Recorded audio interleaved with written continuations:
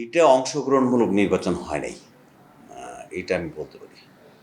সকল দলের অংশগ্রহণমূলক যে নির্বাচন, এটা হয় নাই। অতীতের নির্বাচন হয়েছে। 14 সালেও সকল দলের অংশগ্রহণ ছিল না, 24-ও ছিল না, 26-ও ছিল না। যে পুরনো ধারাবাহিকভাবে একটা নির্বাচন হয়েছে। এখন নির্বাচন হওয়ার পরে কতটুকু গ্রহণযোগ্য হবে, কত সময় টিকবে।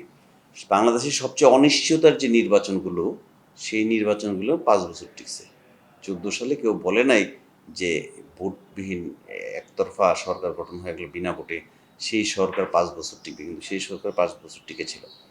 আবার 24 সালে যখন ভোট হয়েছে, বিতর্ক হোক আর হোক, তুলনামূলকভাবে 14-র চেয়ে ভালো হয়েছে, সেই সরকার 7 মাসে নেমে গেছে। যে কতদিন টিকবে এটা সরকারের আচরণের উপরে, মানুষের চাহিদার উপরে, বৈশ্বিক ব্যাপার আছে, বৈশ্বিক ব্যাপারের উপরে এটা ডিপেন্ড করবে। এটা বলা খুব ডিফিকাল্ট। তবে নির্বাচনটা একপক্ষীয় হয়েছে আওয়ামী লীগ বাদে, এটা হলো